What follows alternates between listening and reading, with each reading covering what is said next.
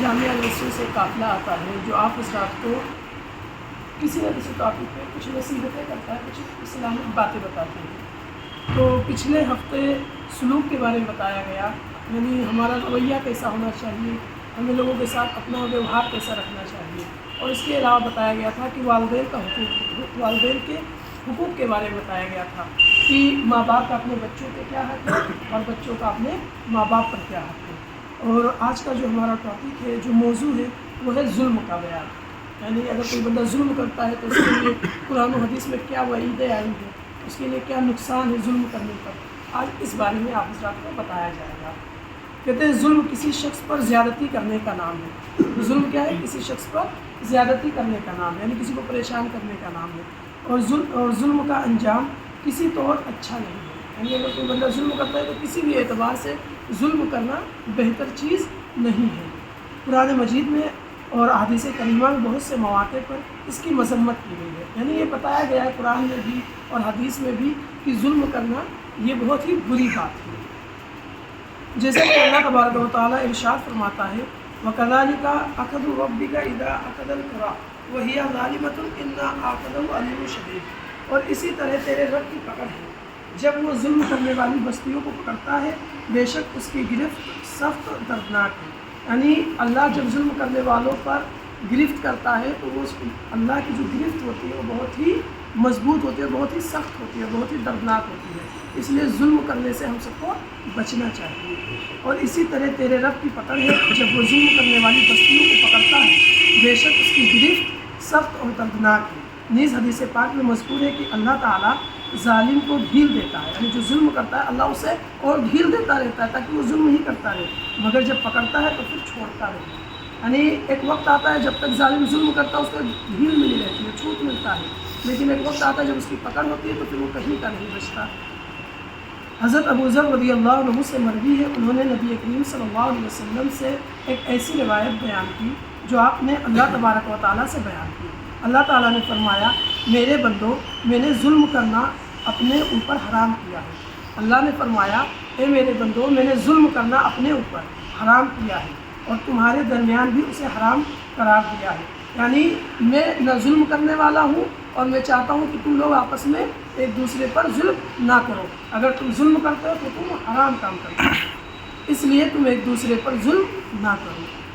ایک دوسری حدیث پاک میں ہے جس کے ذمہ اس کے بھائی کا کوئی حق ہو، حق ہونا ہے کسی کا ہم کچھ لے لیں یا کسی کو ہم گالی گلوچ دے دیں یا کسی کو ہم ستا دیں یا کسی کا کچھ کیا کہتے ہیں غصب کر لیں، ہڑپ لیں، تو وہی کہتے ہیں۔ ایک دوسری حدیث پاک میں ہے جس کے ذمہ اس کے بھائی کا کوئی حق ہو وہ آج اس سے معاف کرا لے، یعنی اگر ہم نے آپ کو کچھ دیا ہے یا ہم نے آپ کو تکلیف دی ہے تو ہمیں چاہیے کہ آج ہی اس بندے سے معافی مانگ لیں جس پر ہم نے ظلم کیا ہے یا جس کا کوئی چیز ہم نے غصب کر لیا ہے، ٹھیک ہے، ہڑپ لیا ہے، تو اس سے چاہیے کہ آج ہی وہ اپنے آپ کو اس سے معاف کرا دے، اس سے پہلے کہ نہ اس کے پاس اشرفی ہوگی نہ روپیہ، یعنی آج معاف کرا لے گا، چاہے وہ پیسے سے معاف کرا لے یا کسی اور طریقے سے معافی خلوصاً معافی مانگ کے، کیونکہ ایک دن آئے گا کہ اس دن نہ آپ کے پاس اشرفی ہوگی نہ پیسہ ہوگا، یعنی قیامت کے دن کی بات چل رہی ہے یہاں پر، یا اشرفی ہوگی نہ روپیہ، بلکہ اس کے عمل صالح کو بقدر حق لے کر دوسرے کو دے دیے جائیں گے، یعنی اس دن نہ پیسہ کام آئے گا نہ روپیہ کام آئے گا، اس دن کیا ہوگا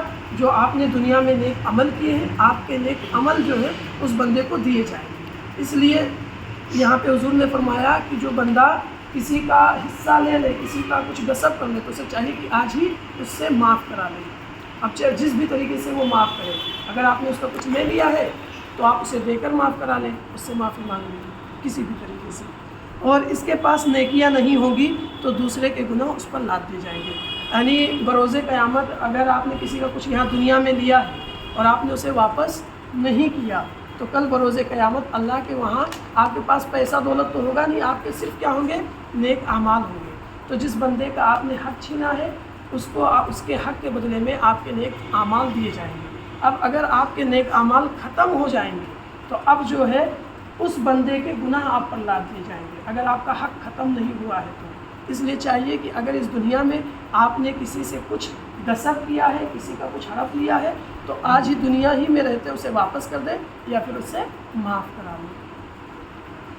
مسلم شریف کی حدیث ہے جو حضرت ابو ہریرہ رضی اللہ عنہ سے مروی ہے کہ رسول اللہ صلی اللہ علیہ وسلم نے ارشاد فرمایا، کیا تمہیں معلوم ہے کہ مفلس کون ہے؟ حضور نے صحابہ کا مجمع لگا ہوا تھا، حضور علیہ الصلوۃ والسلام صحابہ کے مجمع میں آپ نے صحابہ سے پوچھا تمہیں معلوم ہے مفلس کون ہے؟ مفلس یعنی جس کے پاس پیسہ دولت نہ ہو، جو غریب انسان کون ہے؟ کیا پوچھا گیا؟ کیا تمہیں معلوم ہے کہ مفلس کون ہے؟ لوگوں نے عرض کی ہم میں مفلس وہ ہے جس کے پاس نہ روپیہ ہو نہ سامان۔ یعنی مفلس کون ہے؟ کنگال کون ہے؟ جس کے پاس روپیہ اور مال نہ ہو۔ اگر ہم سے اور آپ سے پوچھا جائے گا تو ہم اور آپ بھی یہی کہیں گے کہ کنگال وہی ہے جس کے پاس نہ مال و دولت ہو، نہ پیسہ ہو، نہ روپیہ ہو۔ تو صحابہ نے بھی یہی کہا۔ تو سرکار آقا صلی اللہ علیہ وسلم نے ارشاد فرمایا، میری امت میں مفلس وہ ہے جو قیامت کے دن نماز، روزہ اور زکوٰۃ لے کر آئے گا۔ میری امت میں مفلس کون ہے؟ جو قیامت کے دن نماز، روزہ، زکوٰۃ یہ سب لے کر آئے گا، یعنی نیک اعمال کر کر آئے گا، ٹھیک ہے، نیک اعمال کر کر آئے گا، اور اس طرح آئے گا کہ کسی کو گالی دی، یعنی دنیا میں اس نے بہت نماز پڑھی، بہت روزے رکھے، بہت زکوٰۃ دیے، بہت نیک کام کیا، لیکن اس کے ساتھ ساتھ اس نے کیا کیا ہے؟ کسی کو گالی دی ہے، کسی پر تہمت لگائی ہے، الزام لگایا ہے کسی پر، کسی کا مال کھا لیا ہے، کسی کا خون بہایا ہے، کسی کو مارا ہے، لہٰذا اس کی نیکیاں اس کو دے دی جائیں گی، اور اگر لوگوں کے حقوق پورے ہونے سے پہلے نیکیاں ختم ہو گئی تو ان کی خطائیں اس پر ڈال دی جائیں گی، پھر اسے جہنم میں ڈال دیا جائے گا۔ یعنی مفلس کون ہے؟ جو تمام نیکیاں کر کے آیا ہے لیکن اس حال میں آیا ہے کہ دنیا میں اس نے کسی کو گالی دیا ہے، کسی پر ظلم کیا ہے، کسی کو قتل کیا ہے، کسی کا حصہ ہڑپ لیا ہے۔ تو اگر ایسا آئے گا تو اب اس کے کیا ہوں گے؟ نیک اعمال، جو نیکیاں ہیں اس کو اس بندے کو دی جائیں گی جس پر اس نے ظلم کیا ہے، جس کا اس نے حق مارا ہے۔ تو اب اس کی تمام نیکیاں کیا ہوں گی؟ دوسروں میں بانٹ دی جائیں گی اور اس کی نیکیاں ختم ہو جائیں گی۔ اب اگر اس نے اس کا حق نہیں ختم ہوا، یعنی اس نے اور بھی ظلم کیا ہے نیکیاں ختم ہونے کے بعد، تو اب جس پر ظلم کیا اس بندے کے گناہ اس پر ڈال دیے جائیں گے اور یہاں تک کہ اسے جہنم میں ڈھکیل دیا جائے گا۔ تو حضور نے فرمایا ایسا شخص میری امت میں کیا ہے؟ مفلس ہے، یعنی کنگال ہے، یعنی سب کچھ ہونے کے باوجود اس کے برے اعمال کی وجہ سے اس کے پاس کچھ نہیں ہے، ٹھیک ہے۔ تو اس لیے ہمیں اور آپ سب کو یعنی دنیا میں ظلم کرنے سے بچنا چاہیے، کسی کو ستانا، کسی پہ ظلم کرنا، کسی کو مارنا، کسی کا کچھ مال ہڑپ لینا، ان سب چیزوں سے بچنا چاہیے۔ ابن ماجہ کی حدیث ہے، سب سے برا قیامت کے دن وہ بندہ ہے جس نے دوسرے کی دنیا سے بدلے میں اپنی آخرت برباد کر دی ہو، یعنی جس نے دنیا کے چکر میں اپنی آخرت برباد کر لی۔ ظاہر سی بات ہے، ہڑپنا کیا ہوگا؟ کسی کی زمین ہڑپ لی تو آپ کی دنیا بنی تھوڑے ٹائم کو کے لیے، لیکن آپ کی آخرت برباد ہوگی۔ تو جو بندہ ایسا کرتا ہے وہ سب سے ہی بدقسمت بندہ ہے۔ اور کہتے ہیں مظلوم کی بد دعا سے بچو کہ وہ اللہ تعالیٰ سے اپنا حق مانگے گا، اور کسی حق والے کے حق سے اللہ منع نہیں فرمائے گا۔ یعنی اگر آپ کسی پہ ظلم کیے ہیں تو وہ اللہ سے حق مانگے گا کہ اللہ فلاں نے مجھ پر ظلم کیا ہے، تو جب اللہ کی بارگاہ میں جائیں گے تو وہاں پر اس کا حق دینا ہی پڑے گا۔ اس لیے ظلم کرنے سے بچنا چاہیے۔ اور کہتے ہیں ظالم کی عاقبت اس کے ظلم کی وجہ سے تباہ و برباد ہو کر رہ جاتی ہے، یعنی جو ظلم کرتا ہے اس کے ظلم کی وجہ سے وہ زیادہ وقت تک ٹکتا نہیں ہے۔ کیا ہوتا ہے؟ ظلم کی وجہ سے اس کی عاقبت میں تباہ و برباد ہو جاتی ہے۔ اور مظلوم کی دعا ہر صورت میں قبول ہوتی ہے، چاہے وہ فاجر حتیٰ کہ کافر کیوں نہ ہو، یعنی جس پہ ظلم کیا جا رہا ہے، جس کو ستایا جا رہا ہے۔ ایسا نہیں کہ اگر مسلمان یعنی آہ نکالے گا، اگر کسی پہ ہم ظلم کرتے تو کیا کرے گا؟ اگر طاقتور نہیں، ظلم کس پہ کیا جاتا ہے؟ کمزوروں پر، کیونکہ اگر اپنے مقابلے میں تو وہ ظلم سہے گا نہیں، اور اپنے سے بڑا ہے تو ان پر ظلم کرنے کی ہمت تو ہوگی نہیں، کیونکہ وہ اپنے سے پاور میں بڑا ہے۔ تو اگر ہم اس کے لیے کچھ برا کریں گے تو اس سے زیادہ وہ برا ہمارا کر دے گا۔ ظلم ہمیشہ کس پر ہوتا ہے؟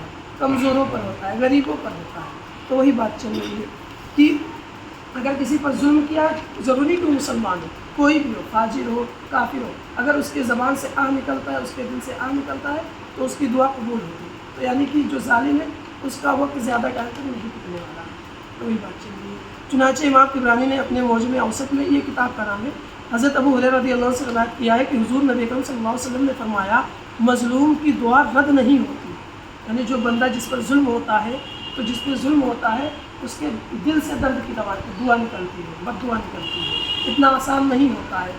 تو جو کوئی رو کر اور کیا نام ہے کراہ کر اگر بد دعا کرے گا تو اس کی بد دعا نبی نے فرمایا کہ اس کی بد دعا رد نہیں کی جاتی، اللہ قبول کر لیتا ہے، چاہے دعا کرنے والا فاجر ہو، اس کا فجور اس کے نفس کے ساتھ خاص ہے، یعنی جو فسق و فجور کرتا ہے، برائی کرتا ہے تو برائی اس کے ساتھ ہے، اور اگر آپ ظلم کر رہے ہو اور وہ آہ نکال رہا ہے تو اس کی بد دعا قبول ہونے والی ہے۔ حضرت انس بن مالک رضی اللہ عنہ سے روایت ہے کہ حضور نبی اکرم صلی اللہ علیہ وسلم نے فرمایا مظلوم کی بد دعا سے بچو چاہے وہ کافر ہی کیوں نہ ہو، بلا شبہ اللہ اور اس کے مابین کوئی پردہ نہیں ہوتا، یعنی جب کوئی بد دعا کرتا ہے مظلوم تو اس کے اور اللہ کے درمیان کوئی پردہ نہیں ہوتا، یعنی اس کی بات جو ہے ڈائریکٹلی اللہ تک پہنچتی ہے۔ تو مذکورہ آیت کریمہ اور حدیثوں کی روشنی میں ہمارے لیے ظلم و ستم سے اجتناب ضروری ہے، یعنی ادھر جو ہمیں قرآن اور حدیث سے بتایا گیا ہے کہ ہمیں ظلم کرنے سے بچنا چاہیے تاکہ ہمارے اخلاق و کردار اچھے ہوں، یعنی ہمارا رویہ، ہمارا ایک دوسرے کے ساتھ کیسا بیہیویئر ہے، ہم ایک دوسرے سے ساتھ کیسا ویوہار کرتے ہیں، تعلق رکھتے ہیں، تاکہ یہ ہمارا اچھا ہو جائے۔ جب ہم ظلم نہیں کریں گے تو کوئی بندہ ہمیں سامنے سے آ کے گالی نہیں دے گا، ہم پہ ظلم نہیں وہ بھی کرے گا، تو بچنا چاہیے۔ نیز ہماری ذات سے کسی کو تکلیف نہ پہنچے، کوشش کریں کہ ہماری وجہ سے کسی کو کوئی نقصان نہ ہو، کوئی تکلیف نہ پہنچے، اور ہم اپنے معاشرے اور سماج کو خوشحال اور پرامن بنانے میں اپنا کردار ادا کریں۔ یعنی معاشرے میں آج کل زیادہ تر یہ ظلم، حسد، کینہ، ایک دوسرے کا مال ہڑپنا، انہی سب چیزوں سے کیا ہوتا ہے، ہمارا سماج، ہمارا معاشرہ خراب ہے۔ تو اگر ان برائیوں سے بچیں گے تو ہمارا معاشرہ کیا ہے، خوشحال رہے گا، بہتر رہے گا۔ ظلم و ستم کے ذریعہ اپنی دنیا آخرت برباد کرنے سے بچیں۔